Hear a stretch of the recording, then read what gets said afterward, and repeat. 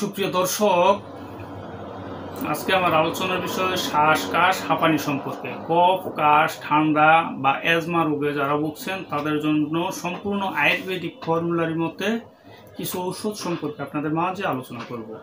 মূলত অ্যাজমা রোগীদের কফ বুকে অল্প পরিমাণে জমে থাকে, অত্যাধিক পরিমাণে শ্বাসকষ্ট দেখা দেয় এবং কফ বের হয় না। সিরে সিরে অল্প পরিমাণে কফ বের হলে আরাম লাগে, আর রুগী সামন থেকে এইভাবে ঝুঁকে পড়ে এবং কাশতে কাশতে যেমন দম বন্ধ হয়ে যায় এমন ভাব সৃষ্টি হয়। সেক্ষেত্রে অত্যন্ত কার্যকরী সম্পূর্ণ ন্যাচারাল পদ্ধতিতে সম্পূর্ণ আয়ুর্বেদিক ফর্মুলার মতে 3টি ঔষধ সম্পর্কে আপনাদের মাঝে আমি আলোচনা করব।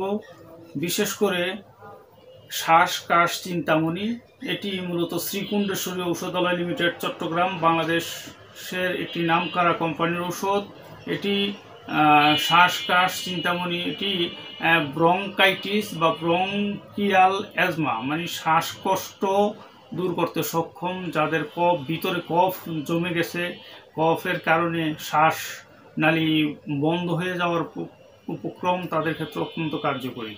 এটি এর পাশাপাশি আরও 2টি ঔষধ, যেমন এটি আছে অ্যাক্রোবাস সিরাপ। এটি কফ কাশ ঠান্ডা অ্যাজমা দ্রুত ইনস্ট্যান্ট কাশি কমাতে সক্ষম। এটি মূলত একরাম ল্যাবরেটরিজের ঔষধ। এটি কাশি এবং হাঁপানিতে ফলপ্রসূ, আর মূলত এটি অত্যন্ত কার্যকরী। আমি দীর্ঘদিন যাবৎ পেশেন্টদেরকে দিয়ে আসছি। পাশাপাশি আরেকটি সিরাপের কথা না বললেই নয়, ডিউটল। এটি কফটাকে আলগা করে বের করতে সক্ষম। এটি দিদার ল্যাবরেটরিজের ঔষধ, আয়ুর্বেদিক।